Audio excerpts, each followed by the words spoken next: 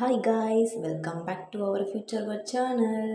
நம்ம இன்றைக்கி என்ன செய்ய போகிறோன்னா, ஒரு காளான் ரெசிபி தாங்க செய்ய போகிறோம். நாங்கள் இன்றைக்கி காளான் வச்சு சப்பாத்திக்கு ஒரு குருமா ரெடி பண்ண போகிறோம்.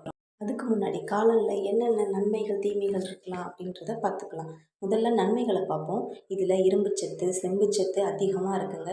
சிலினியம் சத்துன்னு சொல்லக்கூடிய எலும்புகளை பலப்படுத்தக்கூடிய ஒரு சத்தும் இதில் அதிகமாக இருக்குங்க. பற்கள், தலைமுடி, நகம் பிரச்சனைக்கெலாம் ரொம்பவே நல்லதுங்க. அது மட்டும் இல்லாமல் ஆண்களுக்கு உயிரணுக்களை அதிகப்படுத்தவும் இது பயன்படுது. ரத்த அழுத்தத்தை குறைக்குது, உடல் எடையும் குறைக்க ரொம்பவே யூஸ்ஃபுல்லாக இருக்குங்க. அது மட்டும் இல்லாமல் இப்போ நிறைய பேருக்கு புற்றுநோய் இதெல்லாம் வருது பார்த்திங்களா, இது சாப்பிட்றதுனால புற்றுநோய் குறைய கொஞ்சம் சான்சஸ் இருக்குது அப்படின்ட்டு நான் சொல்ல நம்ம ஆராய்ச்சியாளர்கள்லாம் கொஞ்சம் சொல்லியிருக்காங்க. அதுக்கப்புறம் இதனுடைய தீமைகள்லாம் பார்க்கலாம். இது என்னென்னா, பாலூட்டக்கூடிய பெண்கள் இதை சாப்பிடக்கூடாதுங்க. ஏன்னா இது பாலை குறைக்கக்கூடிய தன்மை இருக்குதுன்னு சொல்கிறாங்க. அப்புறம் வாதம் உள்ளவங்கலாம் இதை சாப்பிடக்கூடாதுங்க. அப்புறம் இந்த காளானை இரவு நேரத்தில் சாப்பிட்றத கொஞ்சம் தவிர்க்கணும். ஏன்னா இது செரிமானம் ஆகிறதுனால கொஞ்சம் டைம் எடுக்கும். அதனால் இரவு நேரத்தில் சாப்பிட்றத கொஞ்சம் அவாய்ட் பண்ணிடலாம். ஓகே காய்ஸ், இப்போ இந்த வீடியோ உங்களுக்கு பிடிச்சிருந்தா லைக் பண்ணுங்கள், ஷேர் பண்ணுங்கள், கமெண்ட் பண்ணுங்கள். அப்படியே மறக்காமல் பெல் ஐக்கானை ப்ரெஸ் பண்ணுங்கள். அப்போ தான் நாங்கள் உடனுக்குடனே போகிற வீடியோ உங்களுக்கு அப்டேட் ஆகும்.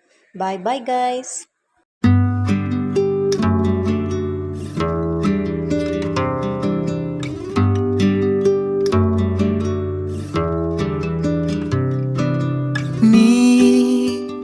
கவிதைகளா, கனவுகளா, கயல்விழியே, நான் நிகழ்வதுவா?